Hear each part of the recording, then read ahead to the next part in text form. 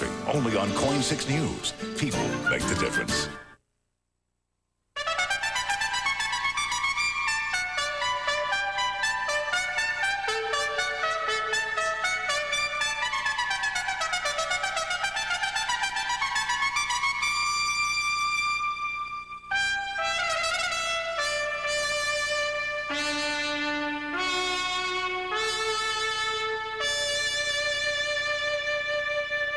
Good morning. I'm Charles Osgood, and this is Sunday Morning. Not that this election wasn't strange enough already, but now it has truly entered uncharted territory. A stunning decision by the Florida State Supreme Court to resume the hand count was followed in quick order by a stunning U.S. Supreme Court order to stop it. And even those who make their living predicting political events are hesitating to guess what could come next, while Americans struggle with a civics lesson nobody wanted, and the world watches. It took us 33 days to get to this point. 33 days of press conferences and courtroom battles, and squinting at ballots and poking at chads. With 2 days left for presidential electors to be chosen, we'll consider the path that brought us here and the options that face the candidates and us. Faithful churchgoers make a point of attending services in their Sunday best. And this morning, our Rita Braver introduces us to some churchwomen who spare no effort to look their best. It's an example that should make the gentlemen among us say, hats off. They call it Hatitude, and you can see it on display any Sunday. When I put my hat on, it makes me feel like I'm somebody. Without it, I really feel naked. Now a new book called Crowns celebrates the hats that black women wear to church. Here comes the hat queen, baby. Later on Sunday morning, we'll say hats off to a great tradition. The lobster tails we have to show you this morning aren't served on a dinner plate, but hung on a wall, as Tim Semple will tell us in a postcard from Maine. What do rugged Maine lobstermen and pin-up calendars have in common? We'll find out later on Sunday morning. By way of reassurance that our present travails are not entirely without precedent, Phil Jones will take us back to the past, back to the battles of Campaign 1876. With some high-tech sleuths, we'll go way back into the past to decipher some of humanity's earliest writings. John Leonard will decipher 2 new movies. We'll look at some photographs collected by Elton John. We'll also remember the fate of King Edward VIII, share some of Washington's pandemonium, follow the sit-up war, and much more. But first, here are the headlines for Sunday morning, the 10th of December. On the roller coaster called Campaign 2000, the manual recount of Florida's votes is on hold after the U.S. Supreme Court yesterday halted, at least temporarily, the tally until the court hears arguments from both sides tomorrow morning in Washington. Correspondent Jim Stewart has the latest. It was a classic 5-4 conservative-liberal split. Voting to stop the count were Chief Justice Rehnquist and Justices Scalia, Thomas, Kennedy, and O'Connor, all Republican appointees. In dissent were Justices Ginsburg and Breyer, the 2 Democratic appointees, joined by Stevens and Souter, 2 moderate to liberal Republicans. But it was Scalia, the most conservative of all justices, who appeared to signal that Gore's day may be done. It suffices to say, he wrote in a concurring opinion, that the issuance of this stay suggests that a majority of the court, while not deciding the issues presented, believe that the petitioner Bush has a substantial probability of success on Monday. In a rare dissenting opinion, Justice Stevens wrote, the majority has acted unwisely. Counting every legally cast vote cannot constitute irreparable harm. On the other hand, there is a danger that a stay may cause irreparable harm to the vice president and, more importantly, the public at large. Washington is littered with pundits and reporters who have guessed wrong so far about how this case will turn out, but one thing appears to be certain this time around, and that is that Vice President Gore has suffered a major, major defeat. For Sunday morning, this is Jim Stewart in Washington. Needless to say, nowhere was the impact of the Supreme Court's stay felt more than in the state of Florida. Correspondent Byron Pitts is in Tallahassee. Good morning, Byron. Good morning, Charles. All the ballots have been boxed up and put back in storage. And quite frankly, few people here believe they'll be counted again anytime soon. Al Gore, three-time loser! For nearly 6 hours on sidewalks all across Florida. William Darrell! Demonstrators from both sides chanted outside public buildings as public servants counted ballots on the inside. In Leon County, a panel of judges were recounting 1,000 ballots every hour, eyeballing pieces of paper one at a time, when suddenly the phone rang. We have to stop, even in the middle of the machines. Okay. We have stayed the recount at this point. That was it. The count was over. Some 45,000 so-called undervotes statewide placed back in limbo. A court-ordered search for clarity, only adding to the confusion.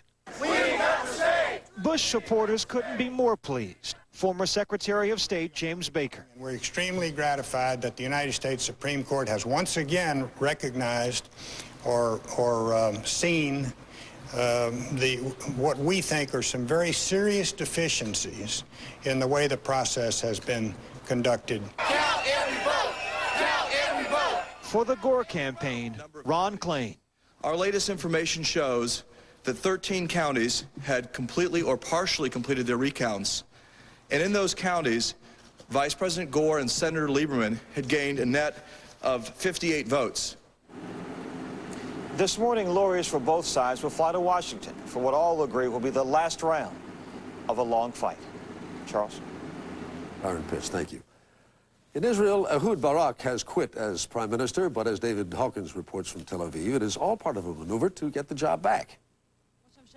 In effect, Ehud Barak said today, "You can't fire me, I quit." And by resigning on his own terms, the Israeli prime minister has maneuvered to improve his chances at re-election, and maybe even for a peace deal with Palestinians. Barak's resignation blocks his most formidable challenger, former Prime Minister Benjamin Netanyahu, from running against him. Under Israeli law, only sitting members of the Knesset, Israel's parliament, can run in a special election, to be held in 60 days. Netanyahu's been out of politics since Barak defeated him at the polls 2 years ago. Now, Barak's most likely opponent is Israel's right-wing party leader, Ariel Sharon. Sharon opposes concessions to the Palestinians and promises a tougher military crackdown against Palestinian violence. So Barak's political gamble is also a warning to Palestinian leader Yasser Arafat. Make a deal with me now or risk taking your chances with Sharon. For Sunday Morning, this is David Hawkins in Tel Aviv. The former First Lady of the Philippines, Imelda Marcos, is said to be doing okay following surgery for a blood clot in her brain. Ms. Marcos has a history of heart and blood pressure problems. Let's goodbye, space station. Hello, Earth, as the space shuttle Endeavour shut the hatches and pulled away from the space station Alpha. NASA's giving a thumbs up to the mission, which saw the shuttle crew install 2 huge solar wings to power the space station. Ahead, the sports and the weather and the king who gave up his throne.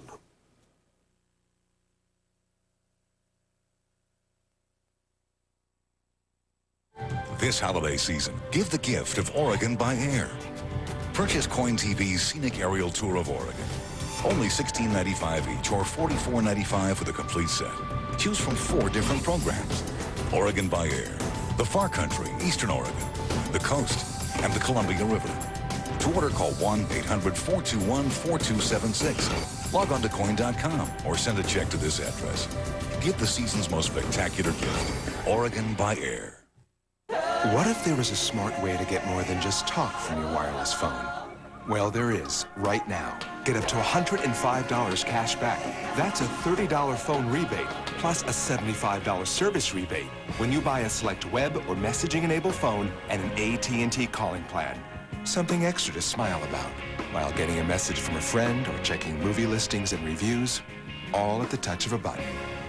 Wireless from AT&T. Your world close at hand. Hey, this is Dr. Doug from Z100. Portland's #1 hit music station gives you Jingle Ball 2000. And this year, we upped the ante again. You can spend $20,000 in a 2-hour shopping spree and drive it home in a 2001 Honda Accord. That's right, it's the only party in town where you can win $20,002 and a new car. Tickets are free, but the only way to get your ticket and qualify for the grand prize is by listening to Z100. Jingle Ball 2000, sponsored by Z100 and Coin TV 6. I've never bought a computer before, so I asked around. The computer store is an Apple specialist, and they have the best selection of Macintosh. They've been around for over 20 years, and they're right here in my neighborhood. I know I'll find what I need at a fair price, and I know they'll be here if I need them. This is my computer store.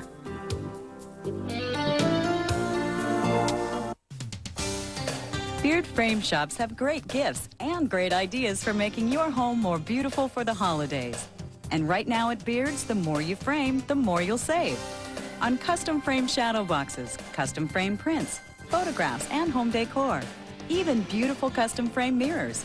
Get 40% off your first custom framing project, 50% off the second, and 60% off the third. Only at Beard Frame Shops. If you love it, frame it.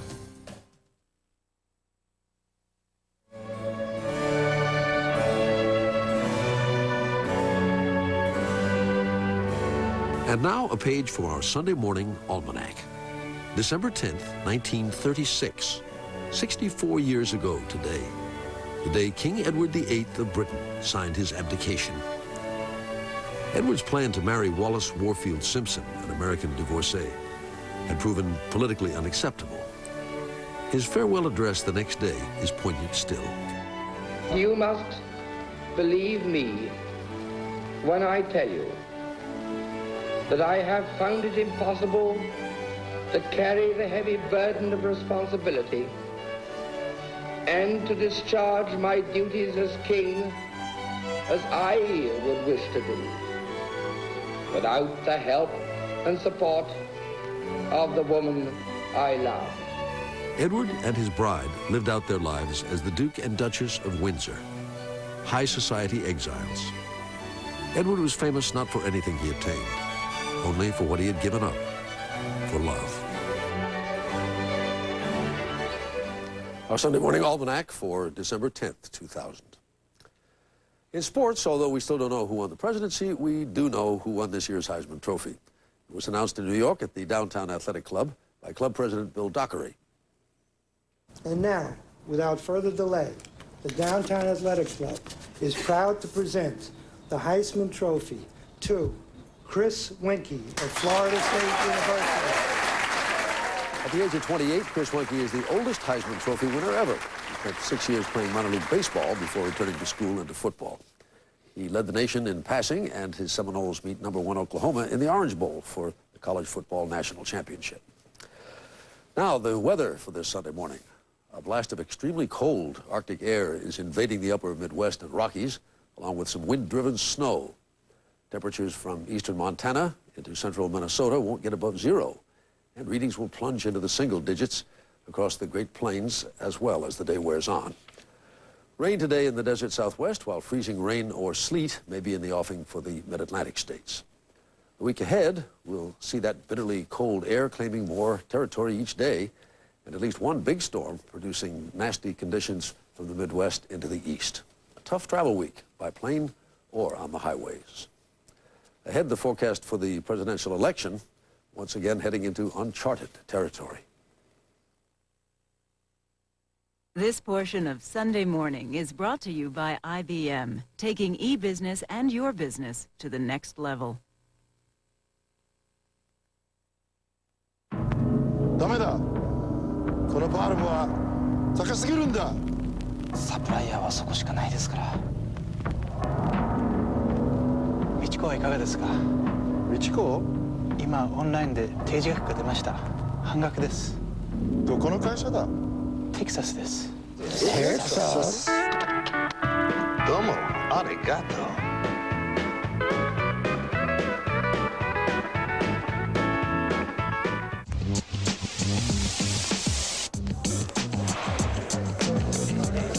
Everybody's got a tip. Everybody's got a sure thing. Everybody's got a cousin who works with some guy who swears that this baby is it. What everybody doesn't have is the kind of financial confidence that makes it easy to ignore what everyone else is saying. Morgan Stanley Dean Witter. Move your money. Get well connected. At Post, we know people need everyday energy all winter. Pardon me. So we're here with Grape Nuts Hot. Let's do it. Excuse me, would you like to try some Grape Nuts Hot? I made it. It's good. What do you think about my hat? Grape nuts high, energy to burn. See how beautiful 60 can look? See how invisible osteoporosis can be? If you're over 60, there's a nearly 1 in 2 chance you have it. So ask your doctor about a bone density test and treatments that can help. With each new day, it seems, we plunge deeper into uncharted territory as far as our presidential election is concerned. Not only do we simply not know what's going to happen next, it's difficult at this point even to keep straight what happened already. Trying to sort out the ghosts of campaign 2000, past, present, and future, is the focus of our Sunday morning cover story. Thank you. Thank you. Somehow it seems longer than a month. It's hard to remember how familiar scenes of voting turned into a series of twists and turns, each taking us deeper into uncharted territory. ABC News projects that Al Gore wins the state of Florida in its 25 electoral votes. I don't believe that some of these states that they've called, like Florida. George Bush is the president-elect of the United States. CBS News has now, for the second time tonight, pulled back Florida. Our campaign continues.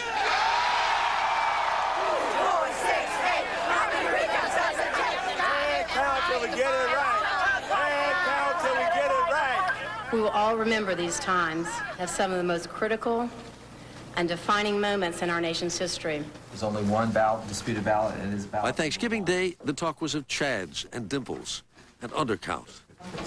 Gore. I agree it's a Gore vote. Every vote counts. Every vote counts. Every vote counts. It's a Bush. The fix is in. The fix is in. The fix is in. The Republicans are upset. They're saying now that the ballots are being overhandled. That's what they're saying. The ballots are being overhandled. It's the same complaint they had about the White House interns. The election became fair game for the late night circuit. Glenn says George W. Bush seems to have won the overseas vote. Okay. Which just goes to prove the further you live away from the U.S., the better he looks, apparently. I hereby declare Governor George W. Bush the winner of Florida's 25 electoral votes for the President of the United States.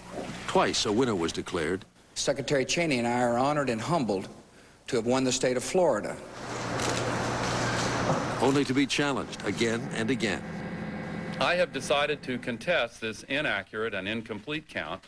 Hear ye, hear ye, hear ye. The political drama had become a courtroom drama in Florida and in Washington. The court finds that the plaintiffs have failed to carry the requisite burden of proof. A defeat for one and victory for the other. They won, we lost, we're appealing. Would turn into a victory for one and defeat for the other. By a vote of 4-3, the majority of the court has reversed the decision of the trial court in part. This weekend, more twists and turns. Recounts began again in Florida. Supreme Court justices in Washington drove back to their chambers and ordered the recount stopped, at least until a hearing tomorrow. In Florida, the counting rooms turned quiet. In the wings, the Florida legislature. The United States Constitution, in my view, gives the state legislature threatening to select a delegation of electors that will support Governor Bush, creating the potential for a constitutional crisis, with the election thrown into the United States House of Representatives. Republican Senator Robert Bennett. Electors, if the Florida legislature does that, then I do expect there would be a challenge here in the Congress, and the members of the Congress would ultimately have to decide. That should be the Democratic House Leader Richard process. Gephardt. The last thing this nation needs is an attempt to nullify the vote of the people of Florida by having the legislature pick electors for Governor Bush, even if Vice President Gore has more votes. We're looking a little bit ridiculous to our other countries, and as far as the stock market and the economy, it's waiting for our new president, and I think it's time. The whole election was a farce, and then it's so mixed up. It's, what, 6 weeks after the election? I don't know, it's just crazy. With Christmas only 2 weeks away, this election seems far from over. I think it polarizes people. It's a subject that you can talk about in work, but a lot of times you're afraid to talk about it because it's like opening a can of worms, and it's just a never-ending debate. It took us 33 days to get to this point.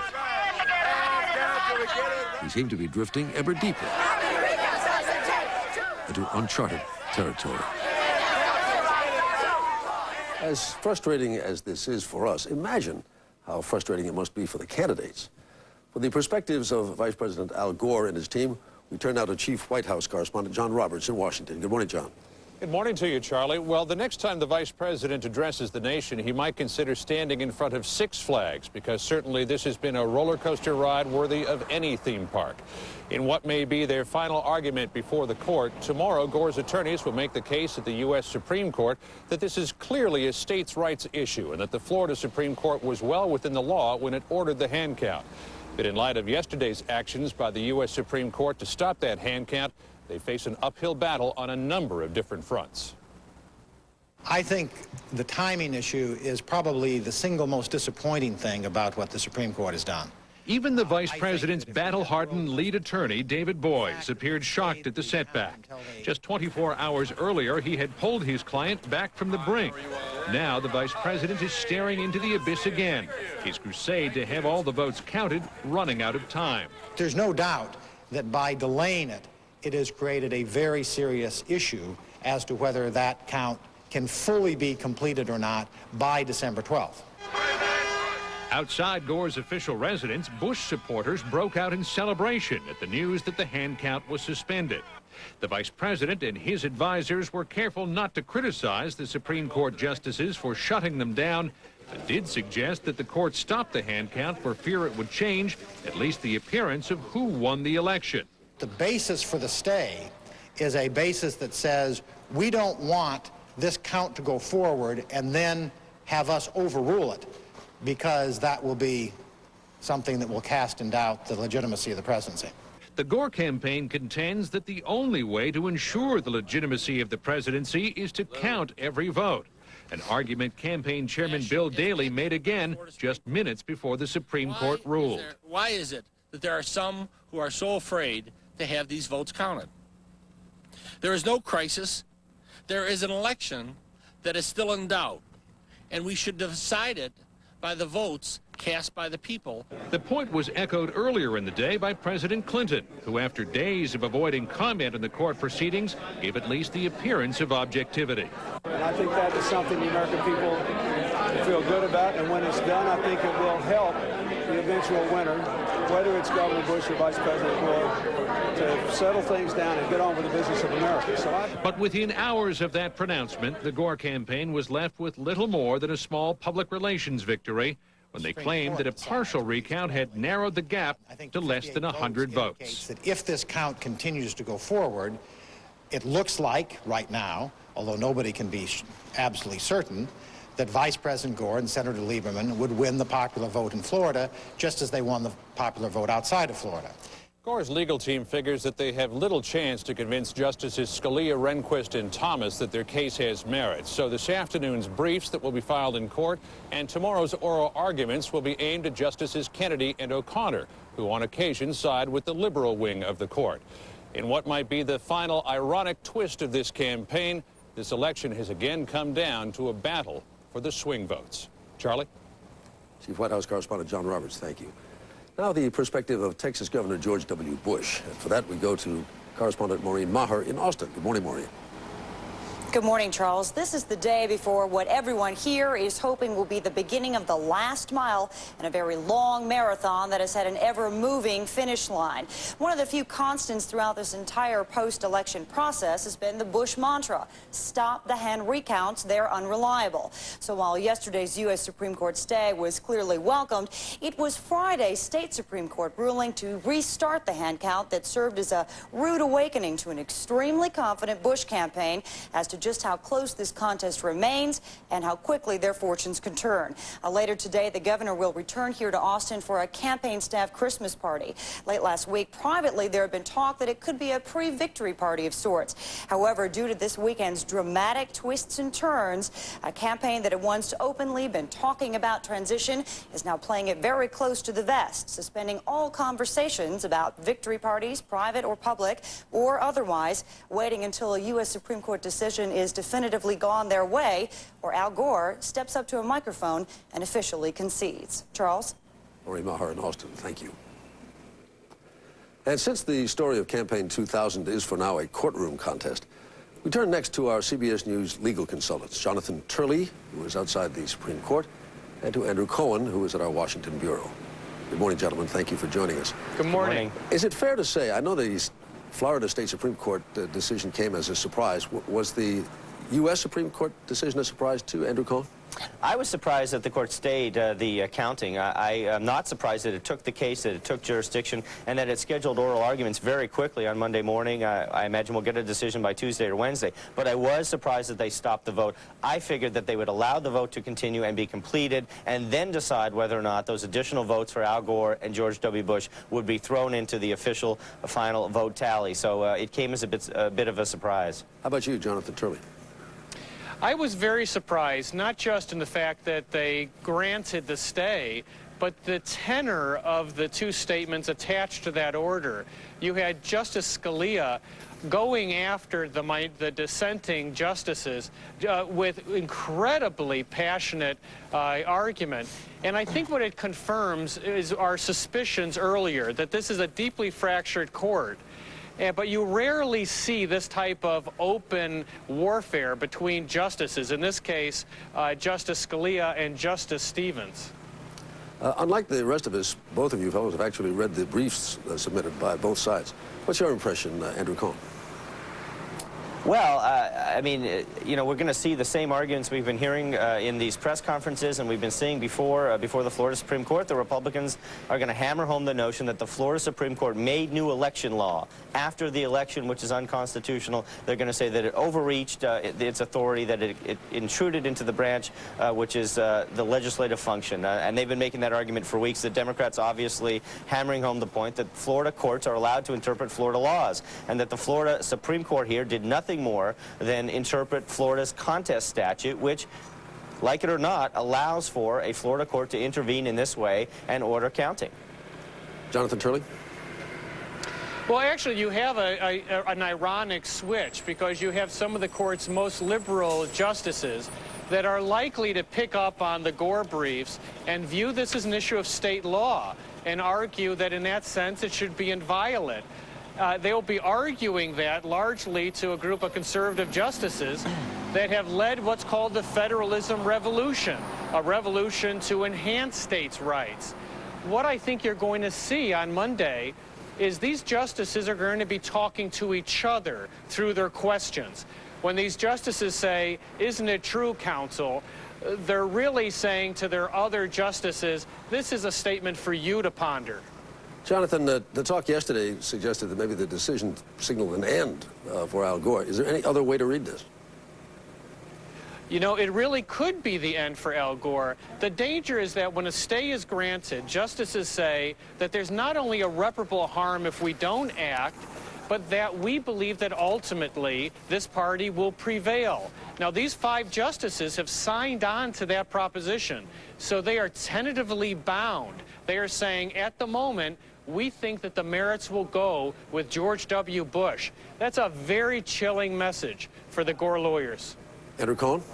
Yeah, I agree. I think if you're betting, you have to bet that George W. Bush is going to prevail. And if Al Gore loses at the Supreme Court, he's literally out of legal options that are going to get him those additional votes that he needs to overtake George W. Bush. There are a couple of pending actions in Florida. There are those absentee ballot cases that are being appealed. I don't think the Florida Supreme Court is going to touch those with a 10-foot pole. So this seems to me to be Al Gore's last legal stand. If he prevails, he'll be in better shape than he was in a couple of days ago. If he loses, I think he's in big, big trouble. Andrew Cohen and Jonathan Turley, thanks very much for joining us this morning. Ahead. No! John Leonard's take on the Hollywood hostage drama, Proof of Life. So you are the one in charge now, huh? That's right. Good. Then you will be responsible for the death of Peter Bowman. Oh, jeez.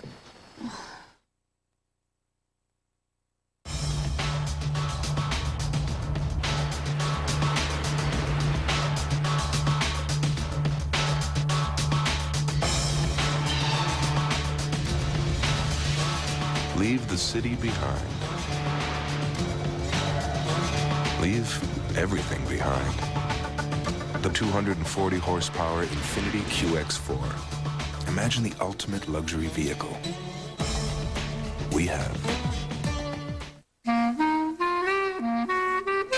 The new economy won't be like the old new economy. The new economy will have new ideas. Ideas like profitability. With powerful e-business solutions, the new economy will be about how well you run your e-business, not just how well you promote it. SAP. Last year, I went to my sister's house for the holidays. It was great to be around the kids. Delicious meal. I had a wonderful time. Well, this holiday, I'm going to send them something from 1-800-Flowers.com because I can't make it this year.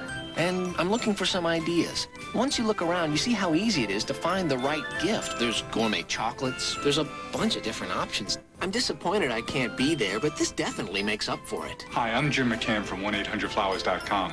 Visit us online or call us at 1-800-Flowers today. Welcome to the home of the co-op of growers who make Florida's natural premium orange juice. They own the land, the trees, and the company, so they know the secret to making great juice is to do nothing. Nothing to compromise the orange's natural sweetness. Nothing to rush the ripening process. And while this may not make for much excitement around town, Not yet. it does make for one great tasting orange juice. Florida's natural. Taste the difference. Why are .com companies that people counted on to make them rich suddenly going broke? Let 60 Minutes tell you why, tonight. A look at why Americans' hard work is not paying off. Monday on The Early Show. These are the faces of Alzheimer's, a disease that affects more people all the time. Monday, Eye on America looks at the cost and the newest research on the CBS Evening News with Dan Rather. It's Sunday morning on CBS, and here again is Charles Osgood. And here with a pair of movie reviews is John Leonard. Good morning, John. Good morning, Charles. I know you want the inside skinny on Meg Ryan and Russell Crowe. But first, a word about dams. In Proof of Life, David Morse is building a dam in a Latin American country that looks like Ecuador when he's kidnapped by the usual hairy gorillas. He thinks dams are good things, even if this one is paid for by oil pipeline people. But dams in third world countries are almost always bad for the indigenous poor, who lose their villages and livelihoods. Still, if David hadn't been bulldozing the neighborhood, Sleepless in Ecuador would never have met the gladiator. Hey, boy, I have a visual. There are two. We first meet Russell, an insurance company hostage negotiator in bucolic Chechnya, where things get messy. Little does he know that Meg, who is wandering around a colorful market with a cell phone, will need him almost immediately. No, it's a telephone. When her husband David is snatched. Look, I'm not doing anything. I'm not. Wait, oh no, wait! Russell flies in, but when he finds out that David's oil company stopped paying its insurance premiums... I'm totally begging you to help me out on this. You asked me to be straight with you, right? He's out of there. Right. I've got a plane to catch. Okay, Marco. Now, you're not making all the rules here, mate. We want to work with you, but we want a proof of life, and we're not paying for it. If there's any good... He will, of course, return. Because, of course, she's Meg. Till I've received a 100% visual confirmation of the body of Peter Bowman, I'm looking to retrieve my cargo and complete my mission. But things get almost as messy as Chechnya when her husband is reported dead. He's got a map in there. A map that I think is real. So Russell and his mad dog mercenary buddy, David Caruso, will decide to do things their way. Which means a body count bigger than the Bay of Pigs. The coke-dealing guerrillas are no better and no worse than the Texas oil types. which can't be what Che Guevara had in mind. David Morse steals the movie. Russell and Meg simmer instead of sizzle. But they are stars we can't stop looking at. Proof of Life proves, in fact, that Hollywood can still make an action picture with some heart. There is more heart, however, in a movie tonight on Showtime, which Hollywood would never make. Holiday Heart is the name of the cable movie and of its principal character. Hello. By day, Ving Rhames is a choir director in a church.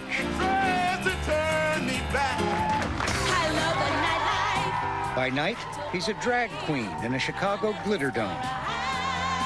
Baby love. Not quite recovered from the death of his policeman lover, at whose funeral he managed to embarrass everybody. Tell me, what did I do wrong? Tell me what? No! No! Now, I usually only rent to the old and infirm. Well, I ain't old, but I guess I'm infirmed.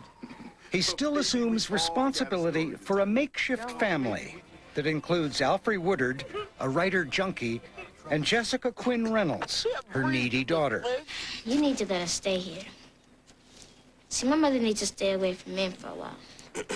I don't mean you. I just mean men that ain't no good. I am not gonna... Man, don't ever pull away from me when I'm talking to you. You understand? Even drug dealer McKelty Williamson is more complicated than he first appears. Man, I just gotta start taking my fatherly duties seriously, because I can't have my little girl being influenced by a man who wears a dress.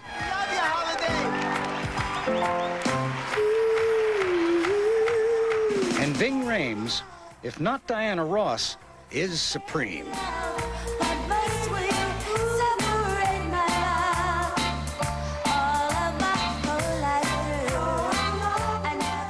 Directed by Robert Townsend from Cheryl West's adaptation of her own play, Holiday Heart is an open wound, but also funny. Nor will you see better acting anywhere. Maybe it's time to ask how come an immense talent like Ving Rhames finds his most demanding roles on cable TV, where he's played Don King, the boxing promoter, and on network TV, where he's played Johnny Cochran at the O.J. trial. Why is television more interesting than Hollywood? Ahead, singing the praises of hats at church.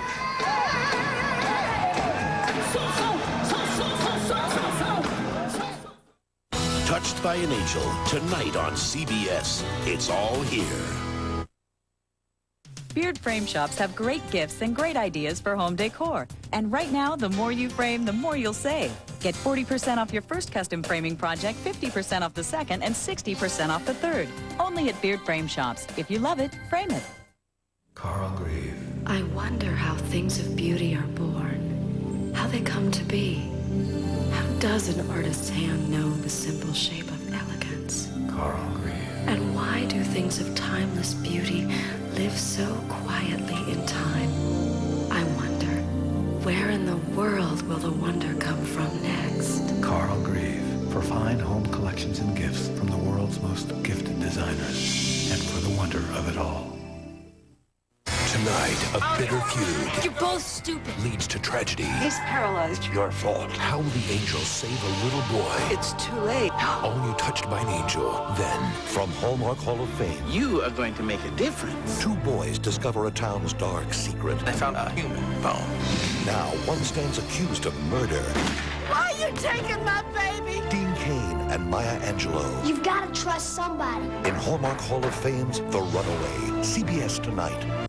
Beard frame shops have great gifts and great ideas for home decor. And right now, the more you frame, the more you'll save. Get 40% off your first custom framing project, 50% off the second, and 60% off the third. Only at Beard Frame Shops. If you love it, frame it. Happy holidays. From all of us at Coin 6 News. Imagine some future archaeologist stumbling upon some old business papers of yours, trying to figure out what they said. Might not be easy. After all, who knows what language they'll be speaking by then, and how legible your papers would be anyway.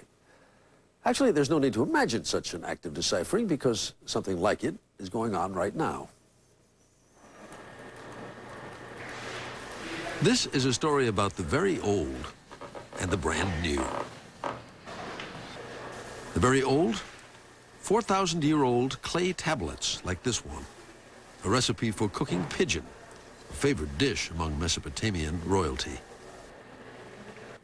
The very new computers and digital cameras. It's a story about two groups of scientists and the day they came together. One group immersed in the earliest form of communication, ancient writing on clay.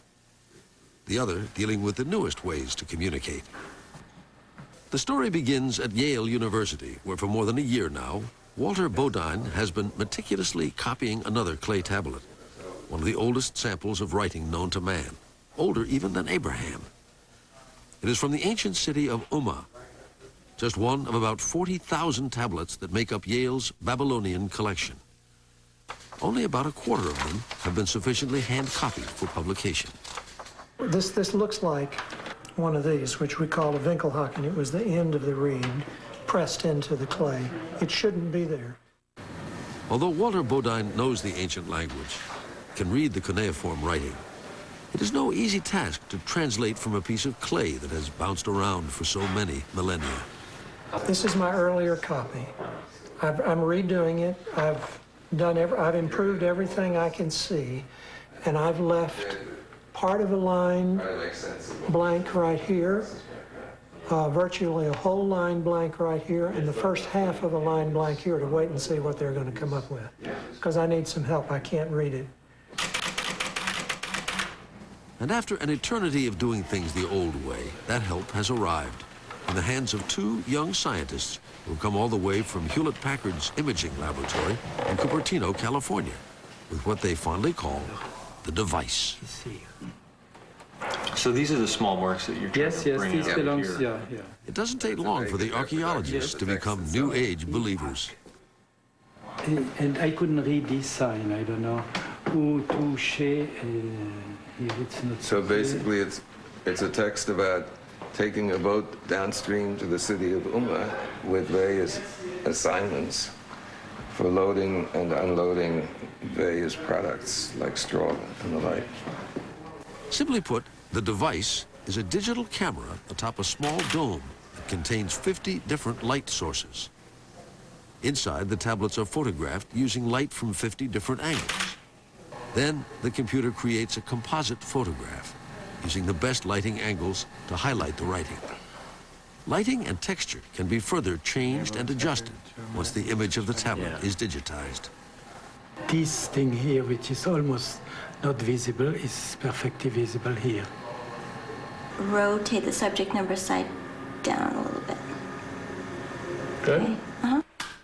The inspiration for the device comes from two University of Southern California archaeological scholars, Marilyn Lundberg and Bruce Zuckerman. They have been taking their own special pictures of ancient texts, including the clay tablets at Yale. A lecture by Dr. Zuckerman inspired Hewlett-Packard's Tom Maltzbender. Since then, we've built this device specifically for these cuneiform tablets.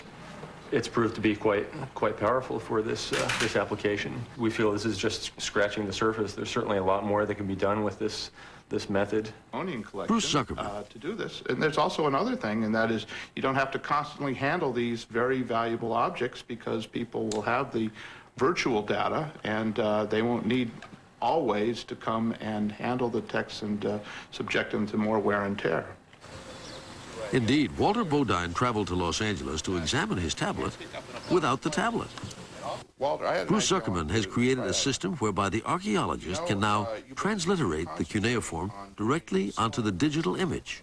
And for now, Walter is abandoning his magnifying glass and pen to go digital.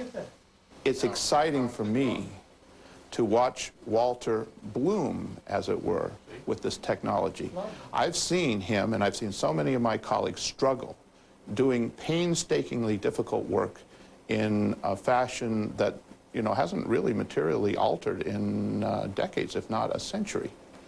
And to give them powerful tools that not only allows them to do the work a lot faster, but also allows them to see more than they would see otherwise.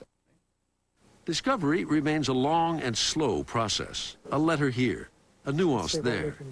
Sometimes an entire line that helps Walter Bodine unlock the mysteries of an ancient civilization. Let me show you an example of something I've been wrestling with, here's a line right here that I could only read in part. This is what I read before the technology. After using that, this is what I can see. Ba, ni, ib, gigi is what we're reading here instead of in, she, gigi. And what he is reading is a sales contract, and the item is a human. It comes near the end of a sale document where a slave was being sold from one individual to another. And this line is saying that if a problem arises after the sale so that the title, so to speak, was not clear, if something was wrong or something goes wrong, then the original owner who made the sale will compensate the buyer. The line Not earth-shaking stuff, right here. but it's taking us somewhere. We're going back to the oldest written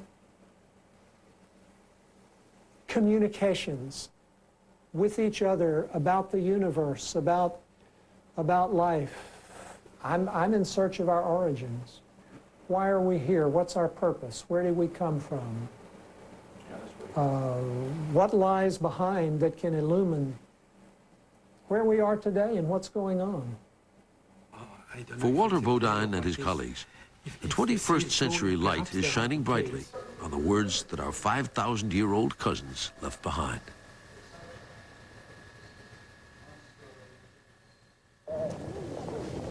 Ahead, a winning ticket comes to Washington.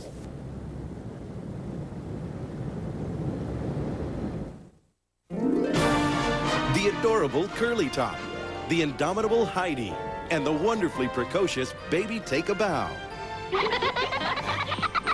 3 Shirley Temple classic family films now available in this special edition Shirley Temple video collection. Oh my goodness. These are the original motion pictures, brilliantly restored for today's audience. 3 tales of timeless family values, values of innocence, I wanted to talk to you about getting married. of friendship, Lean on me.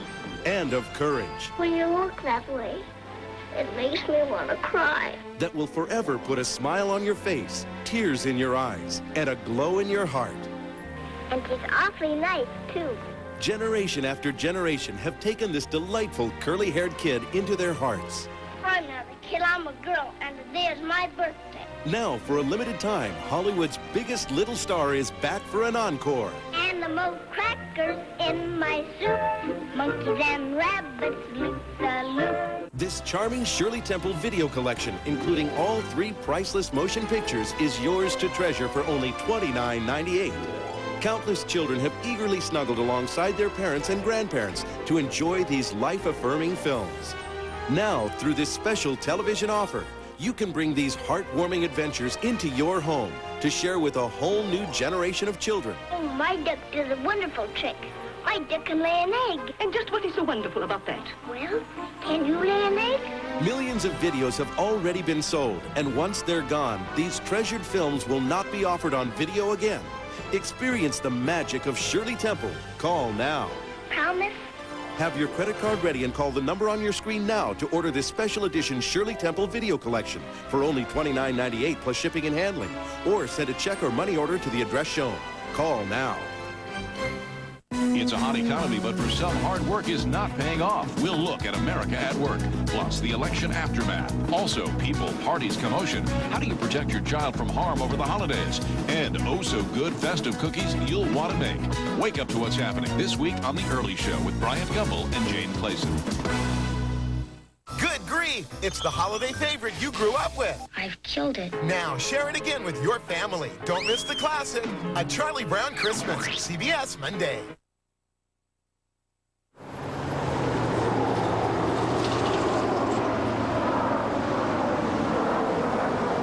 It happened this week at a time of bitter partisan divide. A Washington breakthrough that's as clear as black and white. For this was the week that Mei Xiang and Chen Chen came to town from China aboard an airplane nicknamed Panda 1 to take up residence at the National Zoo. Mei Xiang is a 2-year-old female. Chen Chen, a 3-year-old male. And back home in China, they both seem to get along just fine. The expectation is that they will succeed where their predecessors, Tsing Tsing and Ling Ling, so obviously failed, and give birth to healthy baby pandas who make it to adulthood. For the moment, Mei Chong and Qian Qian are in a month-long quarantine, not scheduled to come out until a week or so before the new president is sworn in. Hopes are high in Washington that peace will thrive anew, if not between White House and Capitol Hill, and perhaps at the National Zoo. Our Sunday passage for December 10th, 2000.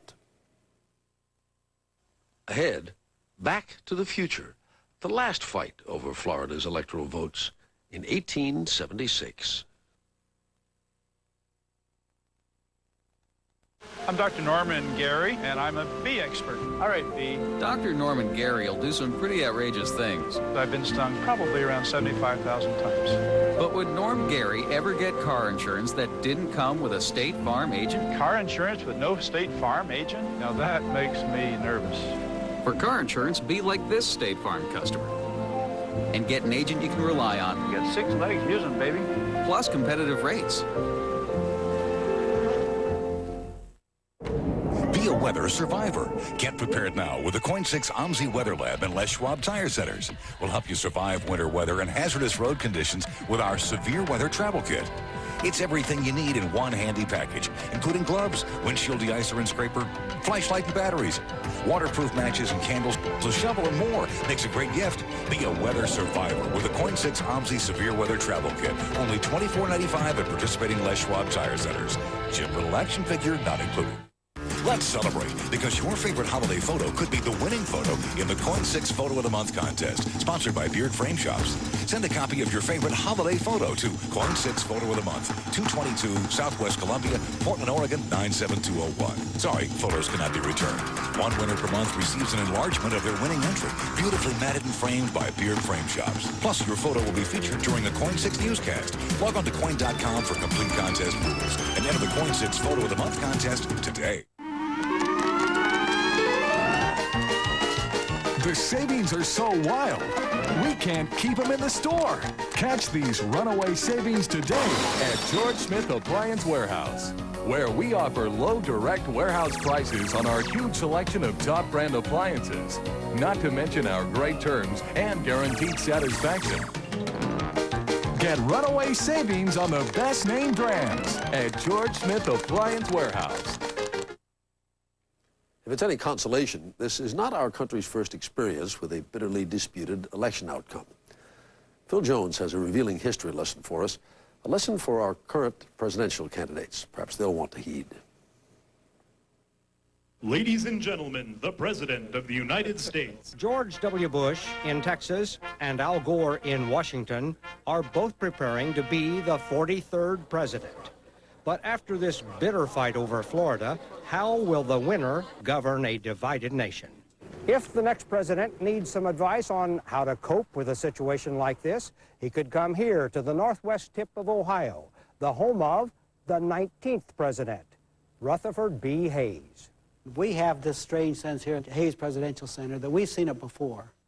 Inside the Hayes Center, this scrapbook is one of 150 that Hayes kept, documenting his administration.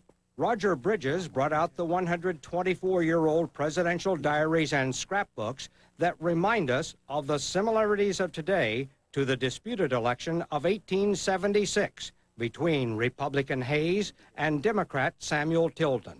Then, too, Florida was at issue. A lot of the same questions about the kinds of ballots that were used, how they were counted, whether they should be counted. While Bush and Gore are only thinking of winning, Hayes wrote about losing. I shall find many things to console me. There will be no soreness in case of defeat. Hayes kept his own electoral count.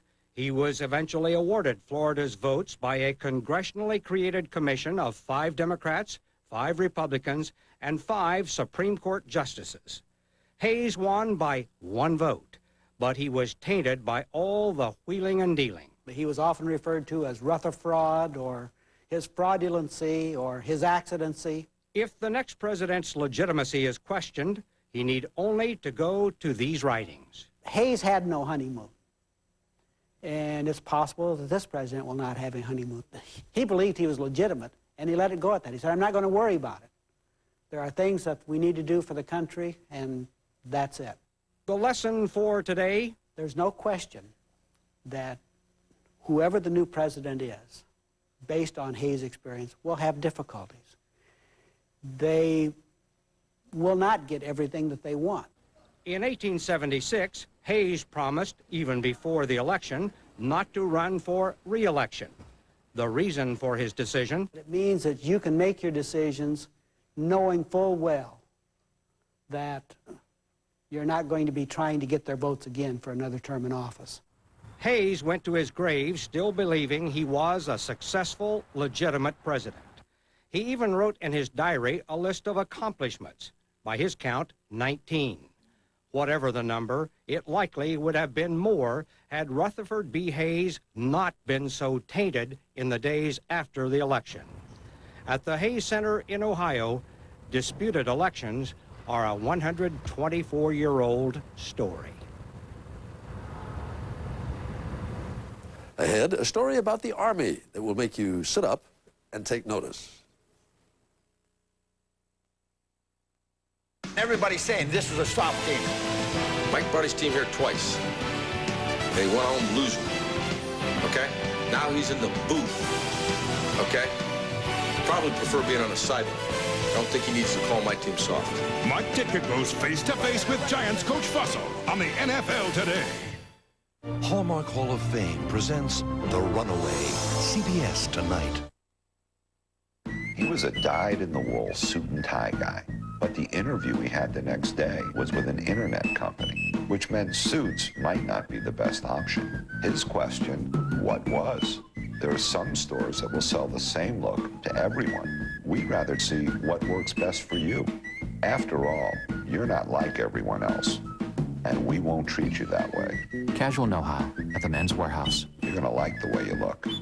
I guarantee it. Carl Grieve. I wonder how things of beauty are born, how they come to be unique.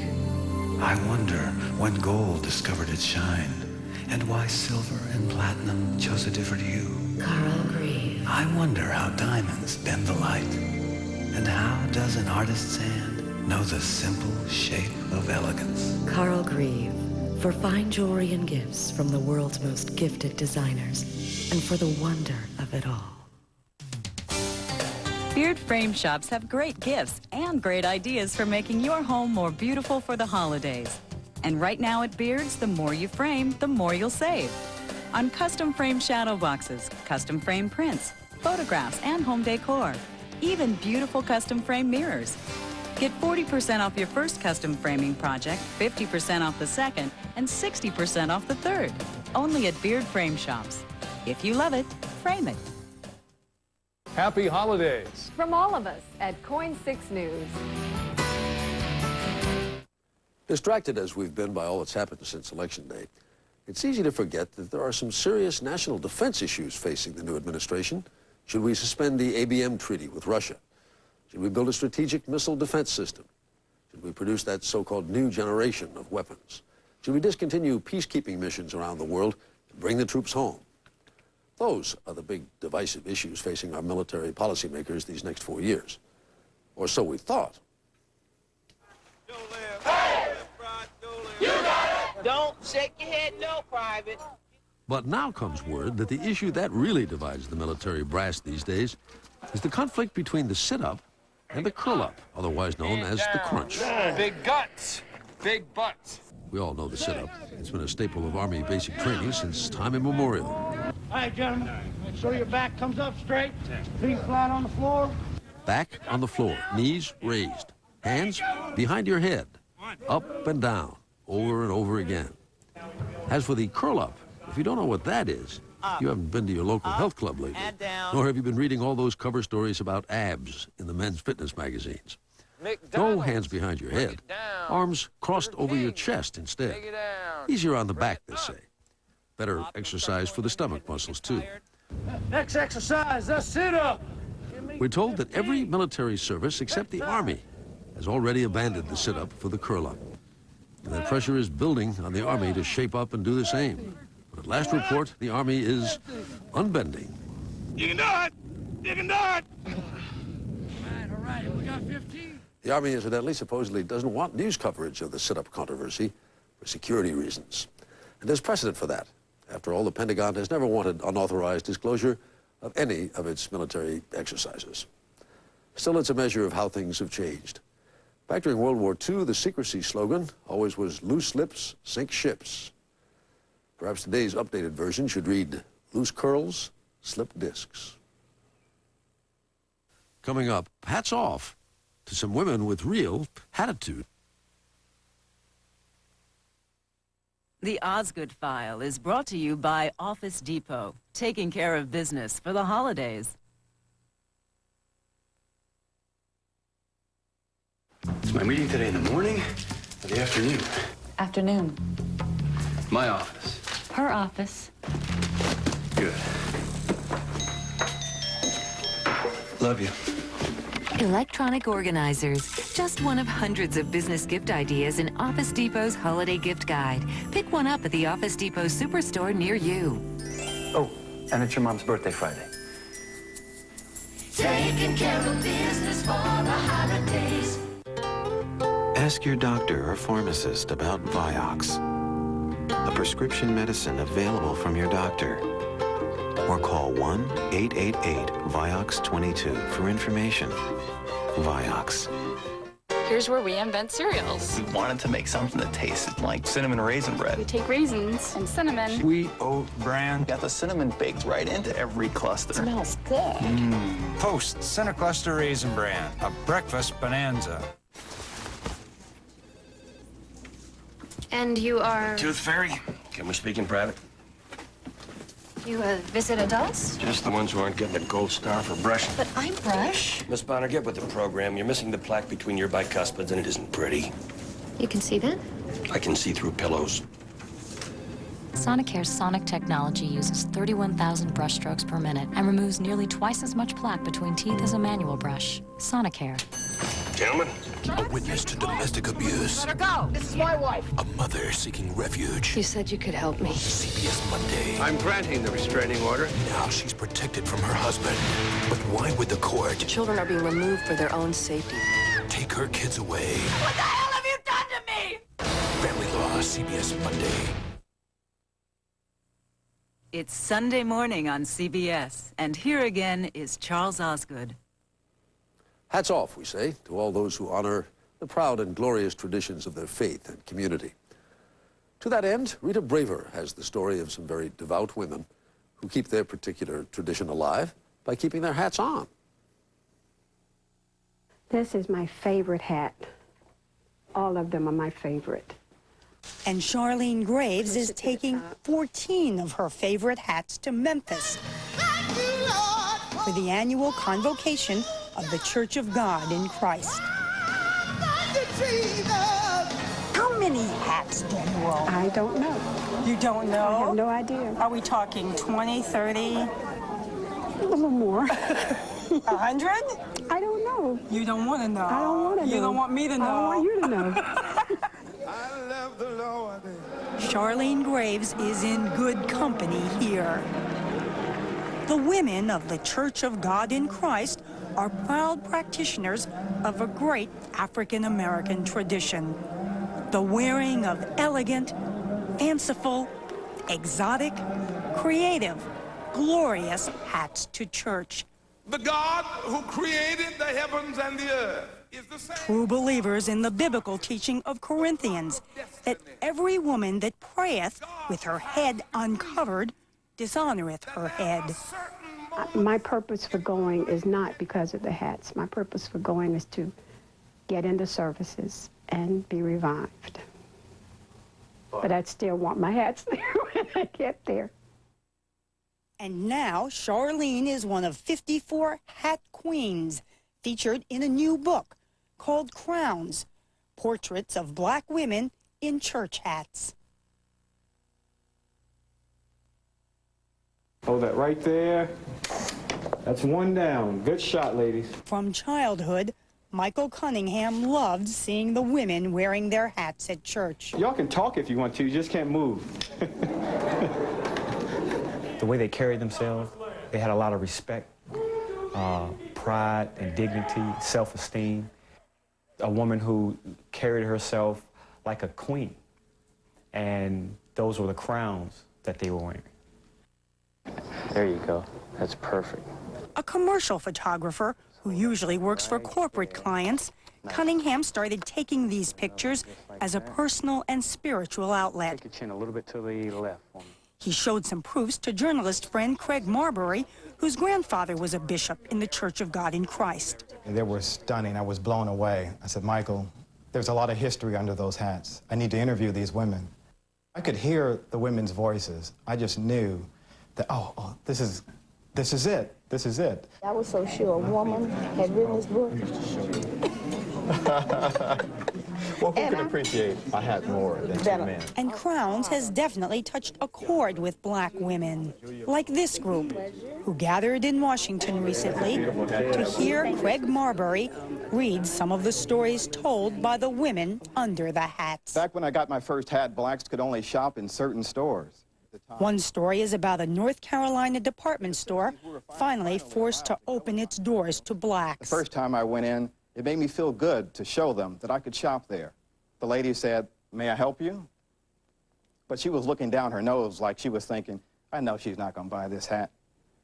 That made me even more determined. If it took all the money I had at the time, I was going to purchase that hat. I opened my purse and she said, "Will that be layaway?" I pulled out these crisp bills and smiled. The lady looked shocked. I bought that hat, took my bag, and strutted out just like I strutted in. Funny thing was, by the time they closed, I owned about 100 hats, more than they had in the whole store, and mine were prettier. You need to feel good about yourself to wear a hat. Naturally, the hat queens in Washington had some of their own thoughts to share. What do you love about wearing hats? It tells you about me. I think hats speak about the person. It makes me feel complete as a lady. And I'd rather be called a lady than a woman. You really don't lend hats because nobody else can wear that hat like you can wear it. And if you do lend it and somebody else wear it better than you,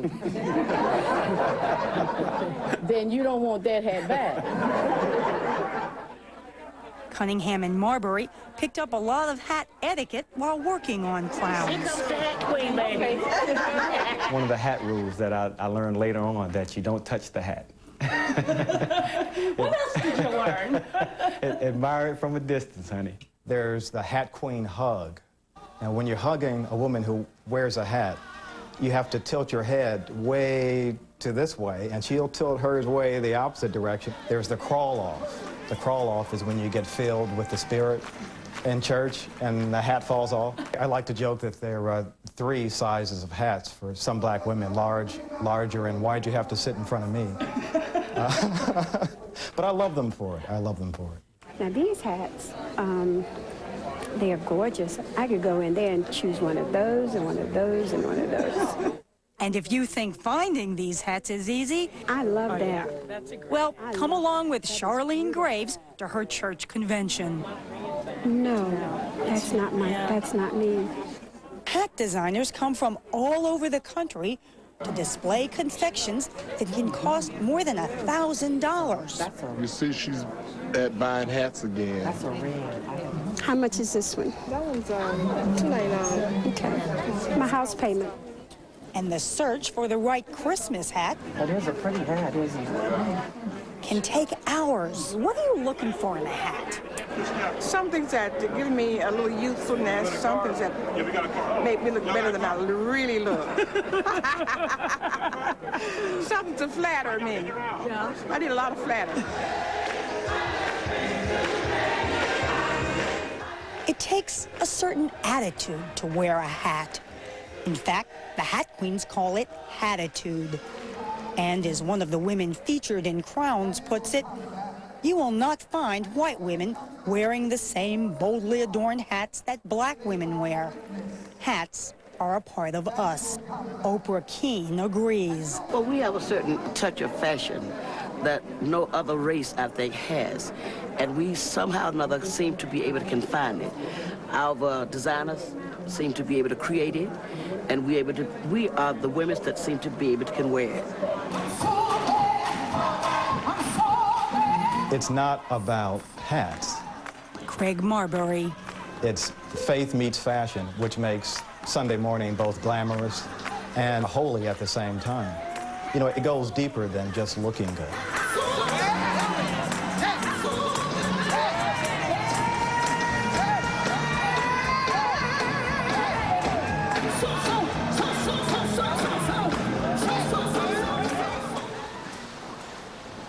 Next, a look at Elton John's diverting photograph collection.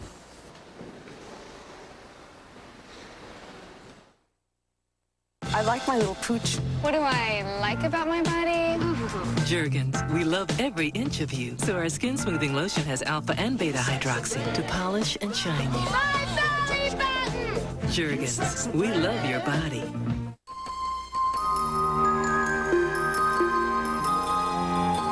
You may not understand bubble technology, but the architects of the internet do. Agilent uses bubbles to help optical networks move at mind-blowing speeds. How does it work? Don't ask. Just enjoy. Agilent Technologies. Dreams made real. At Post, we know people need everyday energy all winter. Pardon me. So we're here with Grape Nuts High. Let's do it. Excuse me, would you like to try some Grape Nuts High? I made it. It's good. What do you think about my hat? Grape Nuts High, energy to burn. I love my toys, and I love any day when I can go out and play. The clock's ticking, and I'm not a kid anymore. So I eat right, stay in shape, and take Fleximin. I don't have time for those achy joints that can slow you down. Maximum strength Fleximin goes right to the source. Fleximin combines glucosamine and chondroitin with the power of MSM, all in one joint support formula that helps rebuild cartilage. Fleximin goes with me wherever I go. Come on, Ben. Maximum strength Fleximin, formulated by Arthritis Research Corporation.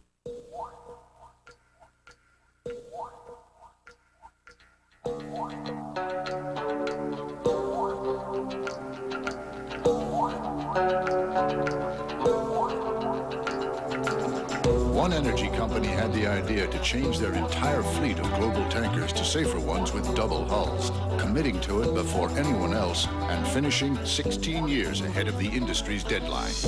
Conoco, think big, move fast. When are you gonna come down? When are you going to land? We're off on a Sunday morning diversion. Destination, the High Museum of Art in Atlanta. On view this month and next is an exhibit called Chorus of Light, photographs from Sir Elton John's collection. I've never been so excited by an art form or a visual art form before in my life. In just a decade, Elton John has collected more than 2,000 20th century photographs. They cover almost every bit of wall space in his 18,000 square foot apartment in what he considers his American hometown, Atlanta. Richard Avedon's Beatles, portraits by Irving Penn, Man Ray, Robert Mapplethorpe, and Chuck Close. These are just a few of the many masters represented here. Elton John himself narrates part of the museum tour. If I had to keep one photograph, this would be the one. It was taken in 1917, and it's called The Underwater Swimmer. Elton John has loaned some of his favorite images to the High Museum because he says part of the joy of collecting photography is being able to share it with others.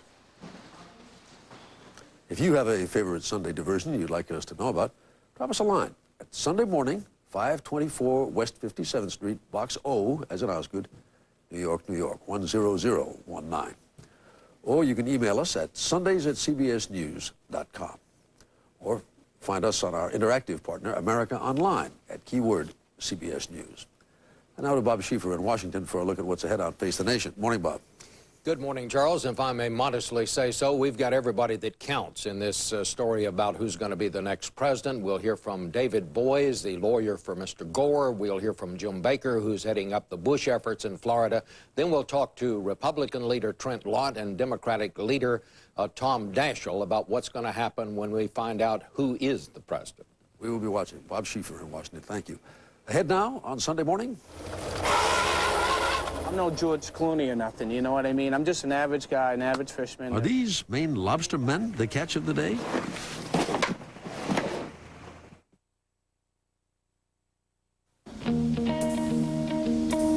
I have asthma. I also have a family. And carpool. And play dates. And 24 kids. Look, I might have asthma, but I also have a life. Singulair helps you control your asthma.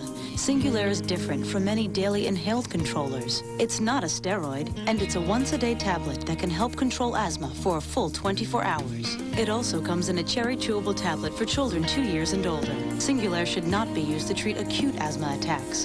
Continue taking your other asthma medicines unless your doctor tells you to stop or change the dose. If symptoms get worse, contact your doctor at once. Side effects are generally mild and vary by age and may include headache, flu, runny nose, and ear infection. For more information about Singulair, ask your doctor and ask about adding once-a-day Singulair. Singulair, asthma control that can help you breathe easier. What does it take to get a plane off the ground? 50 tons of aluminum, 95 miles of wire, thousands of engineers, 1,200 suppliers, 3 million emails, 27,000 e-business transactions, and one very powerful e-business solution that makes the whole thing soar. SAP. Here's where we invent cereals. We wanted to make something that tasted like cinnamon raisin bread. We take raisins and cinnamon. Sweet oat bran. Got the cinnamon baked right into every cluster. It smells good. Post Cinecluster Raisin Bran, a breakfast bonanza. If you have high blood pressure, you know all these cold medicines warn you not to take them. So take their advice. Don't take them. Take decongestant-free Coricidin HBP. Powerful relief that won't raise your blood pressure. Tonight, a bitter feud. You're both stupid. Leads to tragedy. He's paralyzed. It's your fault. How will the angels save a little boy? It's too late. All You Touched by an Angel. Then, from Hallmark Hall of Fame. You are going to make a difference. 2 boys discover a town's dark secret. They found a human bone. Now, one stands accused of murder. Why are you taking my baby? Dean Cain and Maya Angelou. You've got to trust somebody. In Hallmark Hall of Fame's The Runaway. CBS tonight. We're entering prime calendar buying season, as a glance at your old calendar will tell you. And if you should ever doubt that there is a calendar for every taste and pocketbook, then take a look at what Tim Sample has to show us in this postcard from Maine.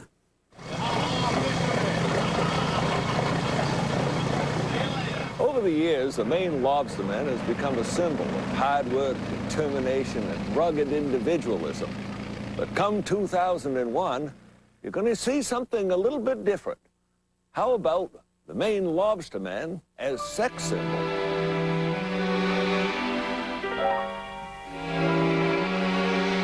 The heck with tradition, those long limbs and that sleek tanned skin. The hottest pinups for the new year down east are dressed in oilskins, and their sleekness has a lot to do with the fish they use for bait.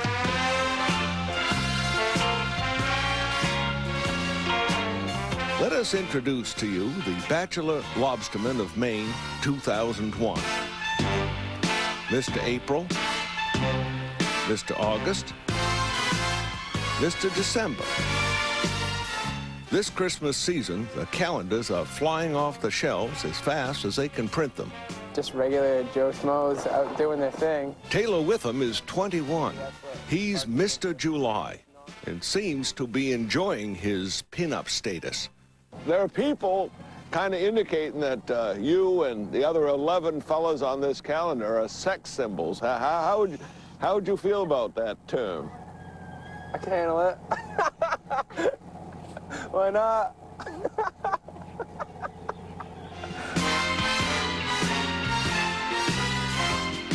Hello, this is Joanne Gray from the Bachelor Lobsterman calendar. How many did you want to have now? Okay, or 50. Excellent. Joanne Gray and Will Cook had no idea when they started out that the calendars would be such a hit. In fact, they didn't know a lot of things. We didn't have any marketing. We had no scheme. We didn't have a clue what we were doing. We Really, didn't even no have clue. a camera when we started this. We had to borrow my brother-in-law's camera. Yeah, we they had sent nothing. instructions like, you know, okay, you press this, don't ever touch that, and if you drop it, I'll kill you. Whoever wanted to do it, we took their pictures. In fact, if you spend the morning on the dock at Tennant's Harbor, most of this year's pinup boys will happen by, like Brad Anderson. I'm August. All right, so August, now that's going to be kind of peak season for the tourists and... It's a pretty hot month. Pete Monroe. February. Oh, what would be a good thing for a woman to know if she's interested in a bachelor lobsterman? Don't keep him up all night. Yeah. He needs his sleep. Yeah. Know how to do dirty laundry pretty good, too, I guess. It does get kind of messy. The willingness to make a bologna sandwich doesn't come in too bad either. If making bologna sandwiches is not your idea of a hot date, Fred Stimson may be your choice. No, I can make my own bologna sandwiches. At 60, Fred Stimson is Mr. December. But watch out, women. Fred's very attached to his dog, Margaret. No, I'm not looking to get married, by any means. I don't mind a casual relationship, but...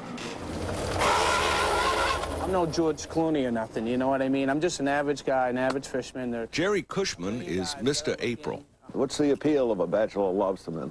The smell and the money. I've taken a lot of flack. I've taken a lot of flack. Bill Iliff is Mr. September. What is a bachelor Maine lobsterman looking for in qualities in a woman? She has to have a pulse. Whatever they say, most of the lobstermen Will Cook and Joanne Gray coaxed out of their shells are pretty pleased to find themselves in the limelight, oilskins and all. They said they were looking for single fishermen. Well, one of the employees up here said, well, here comes one now. And there was no escape after that.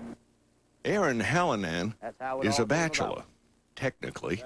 You getting any calls or any fan letters, love letters from Well, I women? don't know. My girlfriend won't let me answer the phone, and she gets the mail, so she probably edited everything out. Susie Hanna, Aaron's girlfriend of 9 years, has other ideas about his bachelor status. I've had a few people come up and ask me, you know, how I'm doing, and I kind of say, well, what do you mean, how am I doing? And they say, well, you know, you guys have been together a long time, and breaking up must be hard. And it's like, no, haven't broken up. He's right over there. And yet, despite the potential pitfalls of celebrity and life in the fast track, You wanna look up? there's no shortage of candidates volunteering for next year. We have a list just from the Rockland Lobster Festival of 500 or more guys that want to be on the next calendar.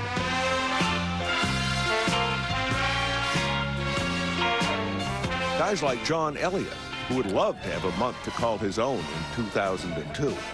I'll have to get my picture taken and see how it looks, see how it turns out, see if I make the cut. And what advice does veteran bachelor lobsterman Taylor Witham have for those who are considering emerging from their shells? Buckle up. You're in for a ride. And best wishes for the new year from the rugged coast of Maine.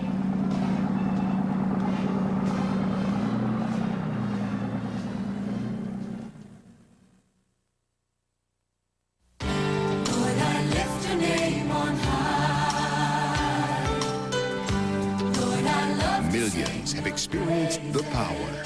I will celebrate, sing unto the Lord, sing to the Lord. Millions have experienced the glory. Celebrate, Jesus, celebrate. Presenting Songs for Worship, the best praise and worship songs of all time. Shout to the Lord on the earth, and I'll sing. Power and majesty. You'll hear your favorite Christian artists and worship leaders. Our God is an awesome God. Rich Mullins, Twyla Paris, Don Moen, Delirious,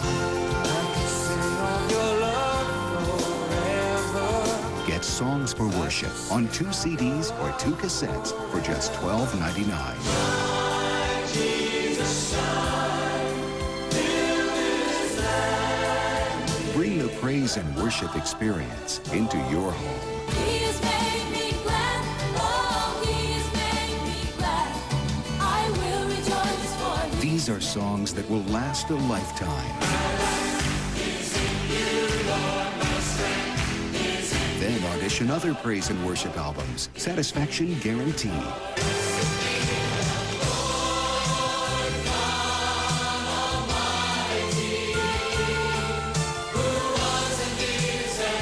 So call now for Songs for Worship. To order Songs for Worship, use your credit card and call 1-800-537-5100. That's 1-800-537-5100.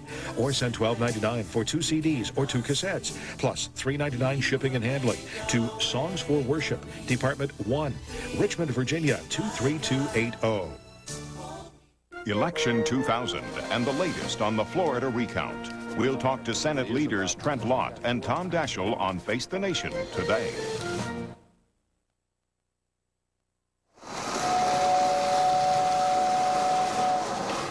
All aboard.